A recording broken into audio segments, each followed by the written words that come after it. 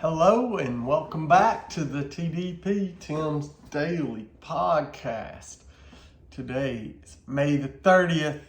It's Thursday, or like I used to say, Friday Eve. As you can see, I'm wearing my Cubs hat. I'm a very passionate Cubs fan, have been since I was 11 years old. I used to live in this little community called Stone Creek in Virginia, near St. Charles. And we had 3 channels, I think, if we had any. A lot of times we just use an antenna. But one of those channels happened to be WGN. And on WGN, every single afternoon, there was a Cubs game. Because back then, the Cubs, a Major League Baseball team, did not have lights. So they played all day games.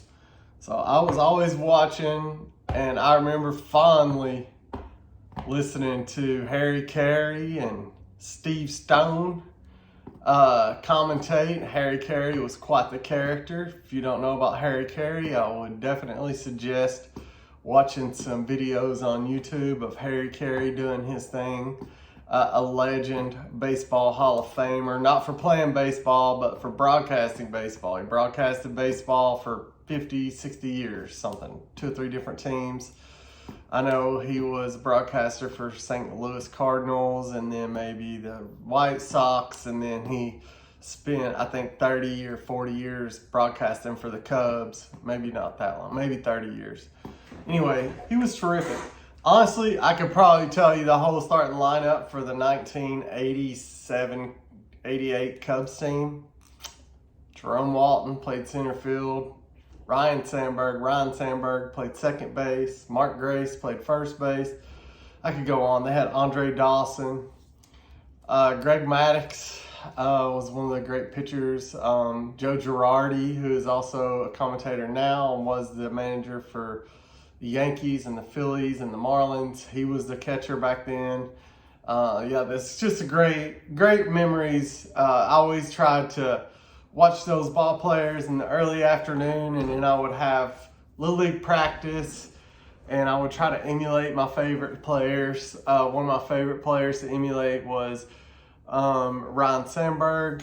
I actually named my son after Ryan Sandberg. His name is Joseph Ryan Johnson. So I'm a passionate, huge Cubs fan.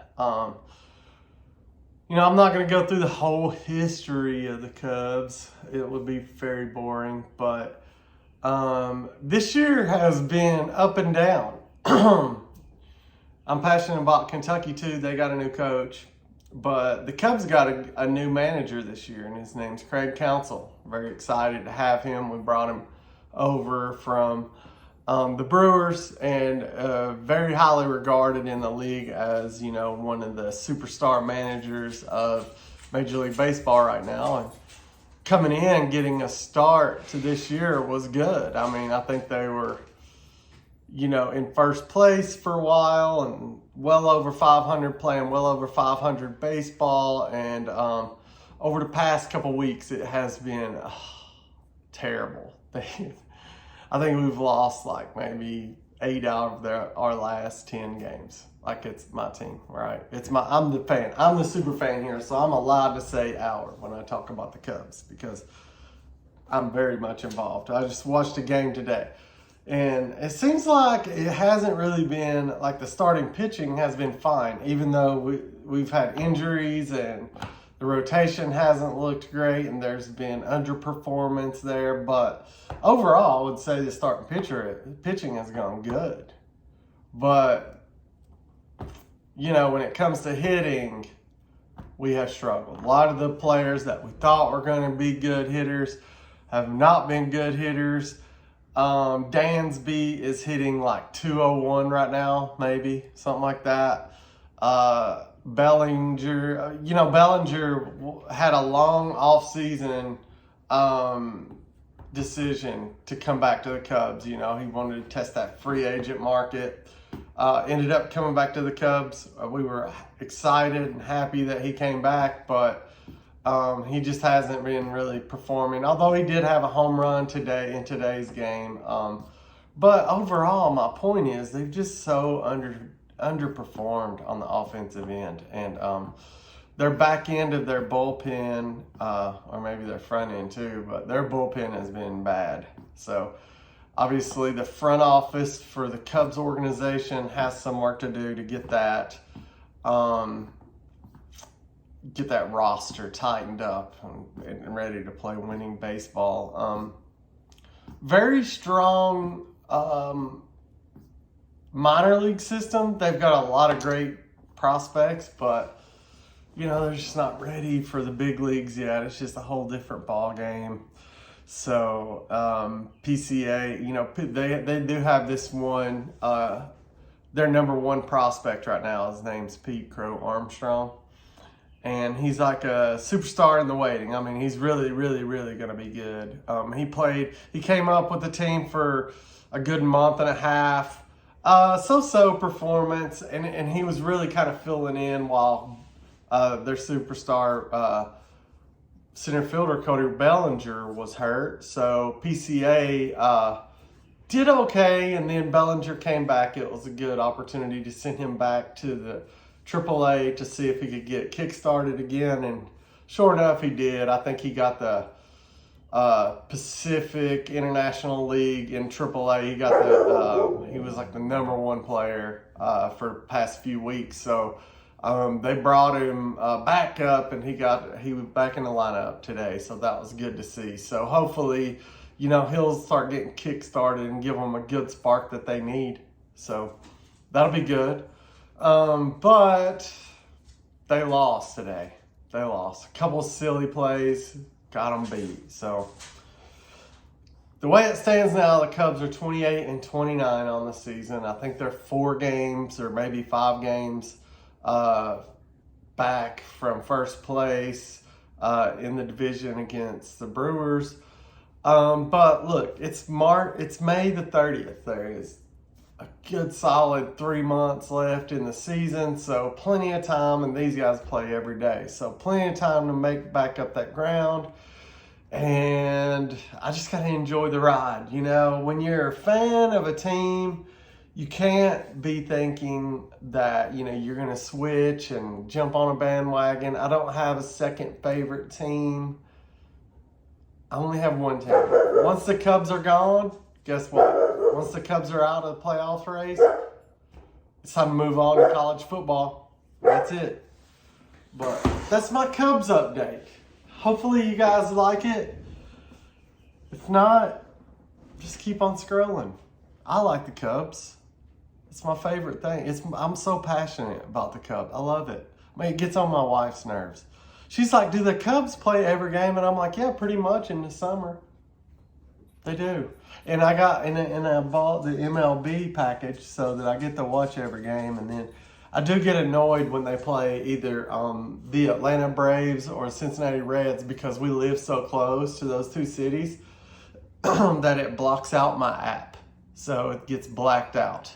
And I have to listen to it on the radio like a old man from the 40s, from the 1940s, just listening to the game on the radio. So I usually try to get moving. So it actually helps me be more active if I can listen to the Cubs game while I'm working out in the yard, in the garden, at the chicken coop, whatever it is I'm doing that day. Anyways, I love the Cubbies. If y'all don't like the Cubbies, suck it. I don't care. It's my team. Baseball's such a good example of like how life is, that's why I used to love coaching baseball so much, because like you can use so many scenarios in baseball as life lessons that, in baseball you have to keep trying and failing and trying and failing. And even the professional baseball players, even Hall of Fame baseball players, fail 70% of the time. If you got a 300 batting average over a 15-year career, you're probably going to be in the Hall of Fame. And if you have a 300 batting average, that means that, 70% of the time you strike out or ground out or you don't get on base. So, that's kind of like in life. In life, you should be failing a lot in life. If you're not failing a lot in life, you're not really trying. And people have to learn how to deal with that failure and grow from it and get better. And that's one thing I really enjoyed about coaching was I got to teach, young people lessons about, everything's not always going to be perfect. And sometimes you're going to fall on your face, but you just got to get back up, dust yourself off, and come back. And I promise, if you just keep going, you'll be a champion. You'll fail a little less, just a little less. That's all you gotta do is fail a little less. But don't never stop trying, and don't be afraid to fail, because in life, you have to take a chance. Every day you're taking a chance on several different things, and you have to use your good judgment, and you have to use the lessons that you've learned to try to improve your odds and help you get better. But baseball and the Cubs, that's the subject of today's Tim's Daily Podcast. So that's all I got for today. It's Thursday, Friday Eve. I hope you guys have a wonderful evening, and don't forget to like and comment and share. And I'll see you later. Deuces.